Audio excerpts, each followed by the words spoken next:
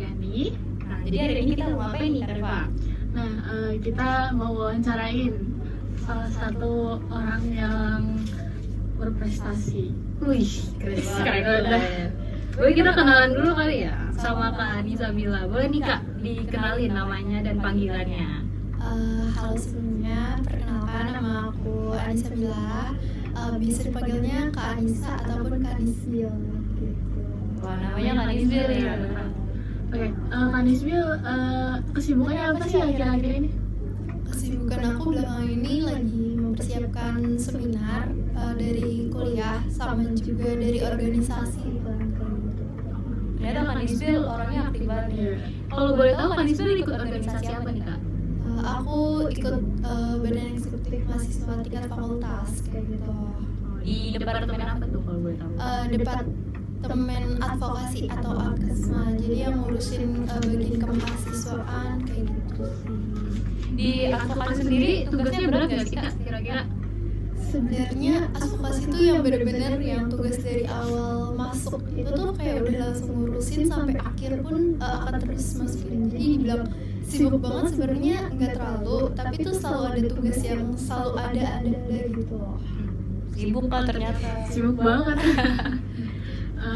Mungkin dari yang aku tahu ya, kakak boleh gak sih ceritain pengalaman tentang jadi kolaborator antologi puisi dan pantun yang diselenggarakan oleh Prodi Pendidikan Bahasa dan Sastra Indonesia, Fakultas Bahasa dan Seni Universitas Negeri Jakarta. Jadi pas waktu itu tuh kita lagi ada akreditasi sebenarnya di Prodi Pendidikan Bahasa dan Sastra Indonesia. Nah, jadi tuh di situ kita bareng sama fakultas kita ngebuat rekor muri, jadi ngebikin puisi ataupun pantun sebanyak-banyaknya. Nah, pas tahu karena ulang tahun yang keberapa gitu ya, nah kita menyesuaikan dengan jumlah tahunnya itu dikali 1000 kalau nggak salah. Jadinya tuh seluruh mahasiswa FBS kalau nggak salah, terutama di PBSI sama Sastra Indonesia itu kita tuh diminta buat bikin pantun sama bikin puisi. Nah habis itu kita puisi-puisinya itu digabungin kayak gitu. Tapi sebenarnya nggak seluruhnya itu ada dimasukin sih, kayak ada yang terpilih gitu. Nah tapi alhamdulillahnya mungkin pantun atau puisi aku juga dimasukin akhirnya dan jadilah antologi kayak gitu. Keren banget ya. Parah. Berarti kayak semuanya wajib bikin, tapi yang masuk ke bukunya itu beberapa aja gitu kan? Iya, karena itu kan pantunnya itu kita disuruh bikin banyak. Nah, abis itu diseleksi lagi gitu dari pantun-pantun yang kita bikin. Kalau boleh tahu waktu itu ditentuin nggak Pak temanya dari pantun tersebut? Pas waktu itu sih ditentuin ya, kita ngambil tentang kesosialan, terus keagamaan, terus karena aku juga lagi barengan sama bulan bahasa kalau nggak salah, sama hari guru. Nah itu kita ngambil jasa pahlawan ataupun guru temanya kayak gitu. Keren banget tuh Kak Reva. Lanjut Kak, kalau itu motivasi kakak buat jadi kolaborator itu gimana sih? Apa? Sebenarnya itu bermula dari hobi sih, karena aku tuh hobi banget sama nulis, sama dengerin musik. Nah, jadi tuh pas aku dengerin musik ataupun aku lagi baca sesuatu hal tuh benar-benar kayak kok ini kata-katanya bagus banget, terus kayak pemilihan diksinya kok bisa sih seperti ini gitu. Terus lama-lama tuh aku jadi kebiasaan apa yang aku dengar, terus kayak aku inspirasiin bikin tulisan kayak gitu. Sampai sekarang pun alhamdulillah aku masih terus jalan bikin puisi itu sih, ataupun kayak bikin quotes atau bikin kata-kata kayak gitu sih. Ada Instagramnya juga. Nah, boleh tuh Kak, kasih tahu Instagramnya apa? Nama Instagramnya aku itu untuk nulis itu ada namanya Kaila for Ans.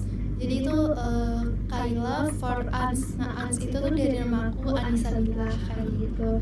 Nah, tapi pun sebenarnya kalau dari Instagram agak kurang rame. Nah, tapi aku beralih juga sih sebenarnya lagi nyoba ke TikTok, dan ternyata di TikTok pun itu sendiri lumayan gitu tontonannya, kayak hampir 1000, sekitar 1000, yang dimana kalau di TikTok tuh sekarang orang-orang banyak banget buka TikTok. Jadinya aku coba beralih ke TikTok nih, siapa tahu bisa lebih naik kayak gitu.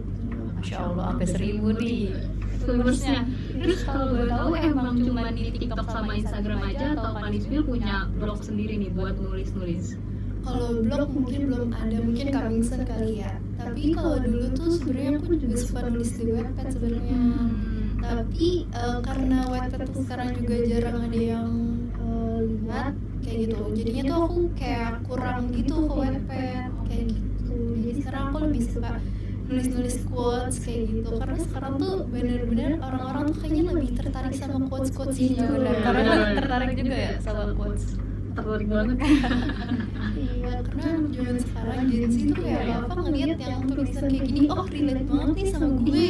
Langsung di post ke IG. Iya, makanya salah satu kayak aku bikin tuh kayak gitu kan, siapa tahu orang-orang sebenarnya bisa terinspirasi juga.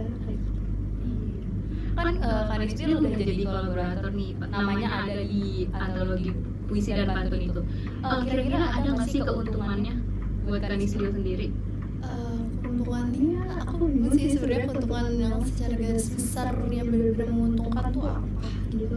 Tapi kayak senang aja gitu kan, kayak ada nama aku di dalam buku tersebut kayak gitu. Nah sebenarnya juga buat data prestasi juga sih kan, ke atas kayak gitu kan, kayak untuk penilaian oh ternyata ada prestasi. Jadi kayak semenjak kuliah tuh jangan cuman kupu-kupu kayak gitu, walaupun kita nggak aktif organisasi, menurut aku tuh penting juga kita tuh ngolah diri kita untuk terus berprestasi kayak gitu. Kalau itu kendalanya ada gak sih Kak sama pas jadi kolaborator itu? Di awal-awal mungkin bingung sih ya gimana cara pilih biar tulisan kita tuh terpilih kayak gitu, karena kan pasti banyak banget ya orang yang nulis juga dan gak tahu tulisan kita tuh sebenarnya berharga atau berarti atau punya nilai tersendiri gitu kan. Nah itu bingungnya sebenarnya di situ. Tentu aja kalau nulis tuh kan nggak bisa yang kadang nulis biasa bisa langsung terpilih. Nah jadi kayak harus penting banget milih diksi kata-katanya yang bagus dan bisa terpilih. Mungkin kendala aku di situ sih. Nah kan ada kendalanya kayak gitu ya Kak, tapi ada nggak sih orang yang memotivasi Kanisbil, kayak mungkin dorongan dari prodi atau ada orang lain lagi yang bikin Kanisbil gue mau nulis nih? Sebenarnya teman-teman aku di kelas pun sebenarnya juga ada sih yang sama kayak aku, yang benar-benar kayak suka nulis, suka bikin blog. Sebenarnya juga ada yang suka bikin blog. Nah aku juga terinspirasi kayak oh pengen nih kayak mereka juga, siapa tahu kita bisa sama-sama nanti nulis bareng, ataupun kita sekelas itu pun kayak bisa bikin antologi sendiri gitu loh, kayak siapa tahu buku kita bisa dipublish ataupun nanti bisa turun ke adik tingkat kayak gitu kan untuk dipelajarin atau sebagai contoh. Nah terus juga apa lagi ya, kayak gitu aja sih. Kalau pendorong lebih dari orang yang terkenal, mungkin aku dari suka baca-baca buku, bukan novel banget sih, lebih ke buku motivasi kayak gitu aku lebih suka. Jadi dari baca buku motivasi jadi termotivasi dirinya. Iya betul kayak gitu. Ya terus ada nggak sih persiapan khusus buat jadi kolaborator itu Kak? Persiapan khususnya sih nggak terlalu ya, tapi balik lagi sih aku kayak jadi lebih sering baca buku ataupun dengerin musik yang dimana mereka tuh punya tulisan-tulisan yang diksinya tuh jarang banget dipakai sama orang-orang kayak gitu sih. Karena penting banget buat nulis itu kita nyari diksi yang bagus dan yang kayak orang-orang tuh bakal cari tahu sebenarnya tulisan ini tuh punya artinya apa sih kayak gitu. Gitu aja sih. Tapi kalau dari Kanisbil sendiri emang pure mau jadi kolaborator, maksudnya pure mau nulis kayak gitu atau emang karena terpaksa gitu?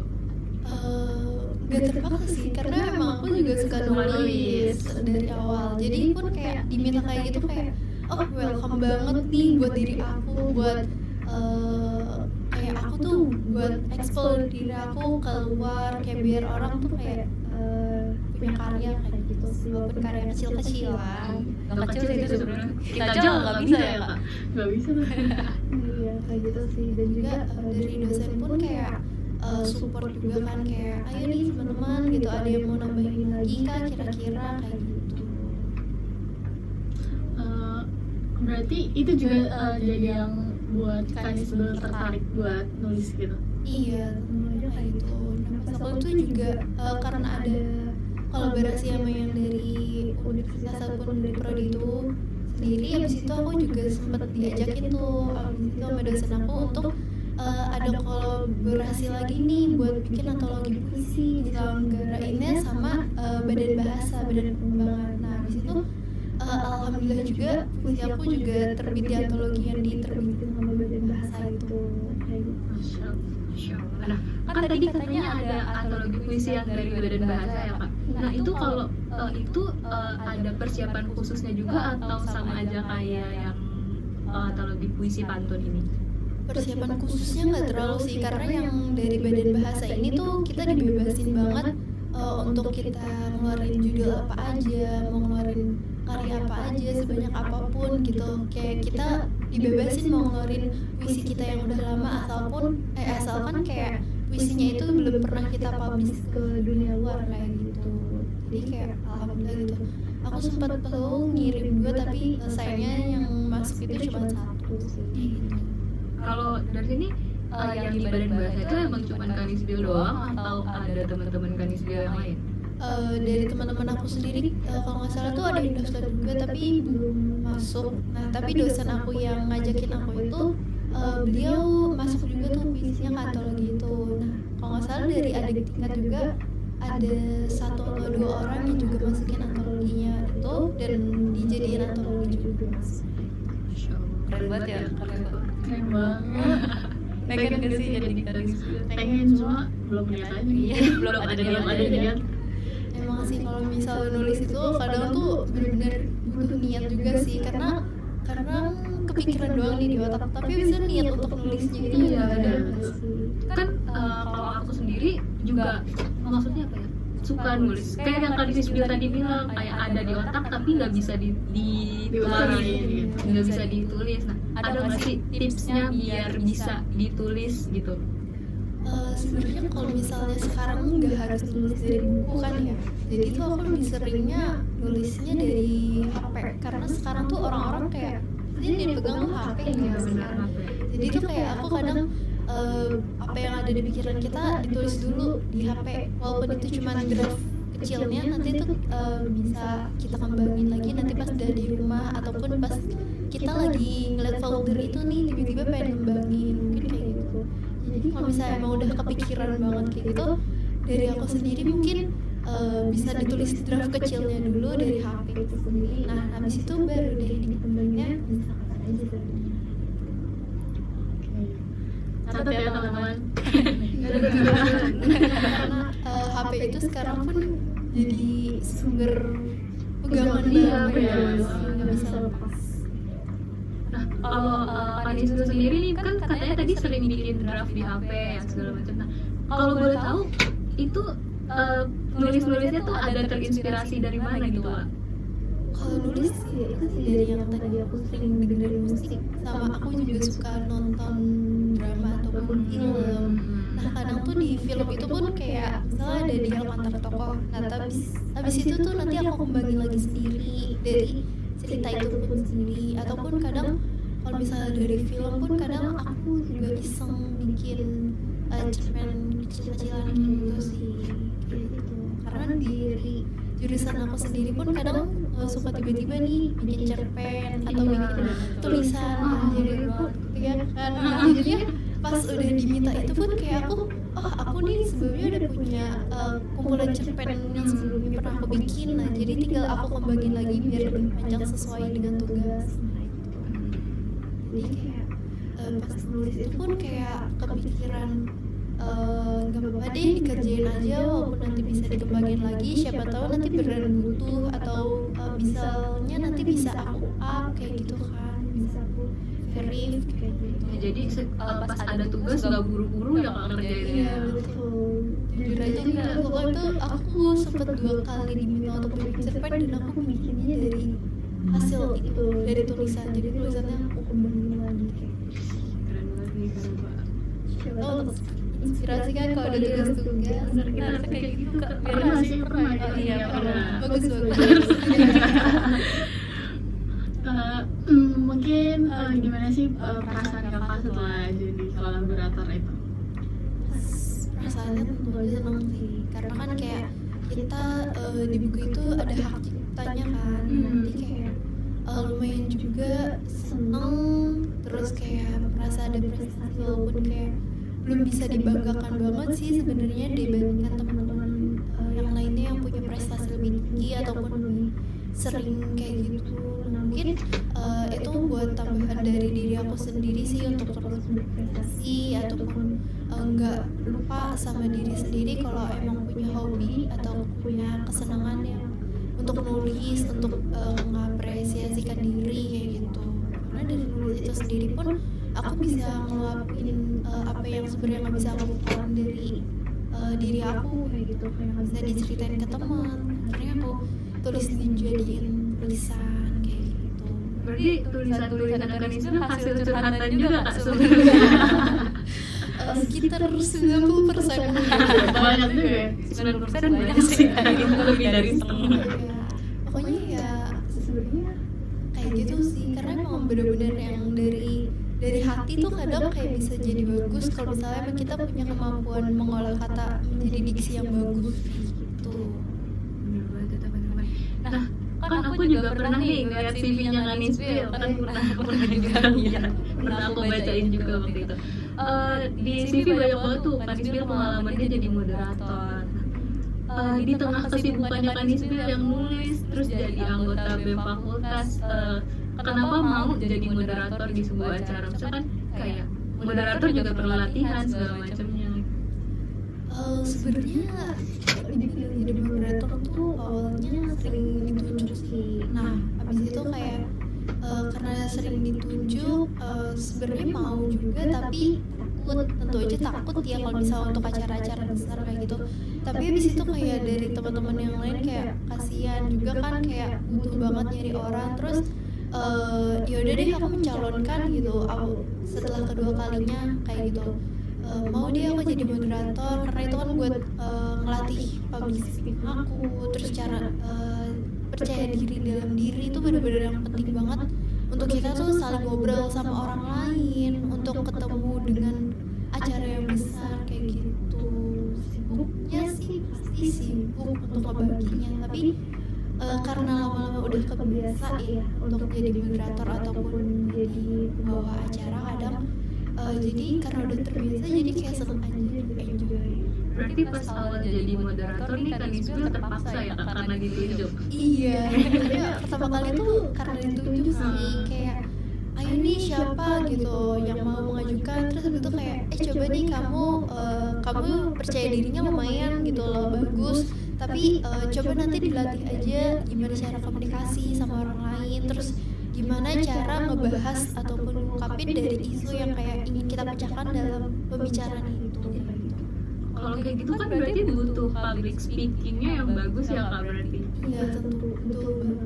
Dan kayak ya emang kita tuh bener-bener yang sering-sering ngobrol kayak gini aja kan, kayak bener-bener harus frontal, kayak apa yang ada di pikiran kayak ya udah keluarin aja, tapi tanpa adanya kayak harus kita tuh ngomong apa yang harus ada di otak. Nah kan dari aku sendiri pun jangan kita yang kayak apa yang di otak tercatat, apa yang ditulis dicatat itu langsung dikeluarin sesuai kata-katanya, tapi kita tuh ngeluarin setelah apa yang kita pikirkan kita keluarkan dengan cara ataupun gaya kita sendiri kayak gitu.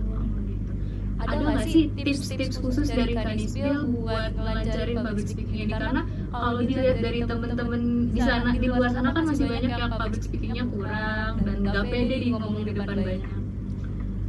Ya pertama kali untuk public speaking sebenarnya pede atau percaya diri itu yang benar-benar penting. Kadangnya tuh kita tuh benar-benar harus ngeliat orang kan dengan tatapan matanya. Jujur aja pas pertama kali tuh aku nggak berani natap mata orang, jadi kayak malu, segan, deg-degan, kayak benar-benar campur aduk. Tapi karena aku merasa aku tuh nggak boleh salah. Awalnya tuh aku selalu kayak gitu pertama kali, kayak aku nggak boleh salah, aku nggak boleh grogi. Akhirnya pun kayak itu kejadian tanpa aku harus memikirkan hal itu. Dari pokoknya pertama kali kita jangan mikirin kalau kita itu grogi, kita deg-degan, walaupun deg-degannya itu tetap ada, tapi jangan dipikirin, karena kalau dari kita gak mikirin tuh kita jadi enjoy aja ngobrol, terus pas ditanya kita bisa langsung jawab kayak gitu. Terus kalau dari public speaking ngomongnya sendiri, gimana cara kita bisa lancar ngomong.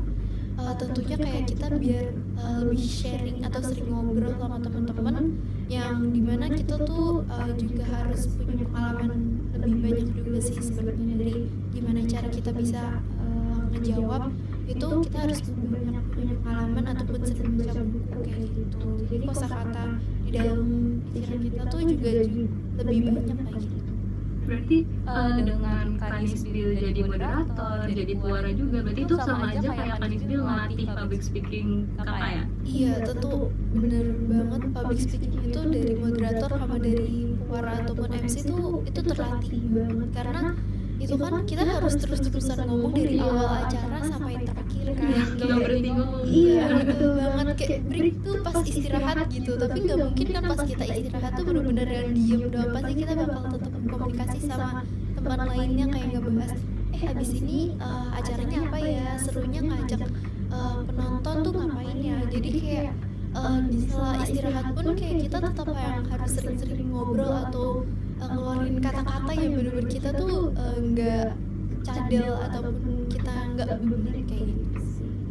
Sebenarnya ini pertanyaan penasaran aja sih, penasaran aku Kanisbil, soalnya pas pertama kali kenal Kanisbil tuh kelihatannya Kanisbil orangnya diem banget kan, introvert gitu. Jadi mau nanya nih, sebenarnya Kanisbil introvert atau extrovert?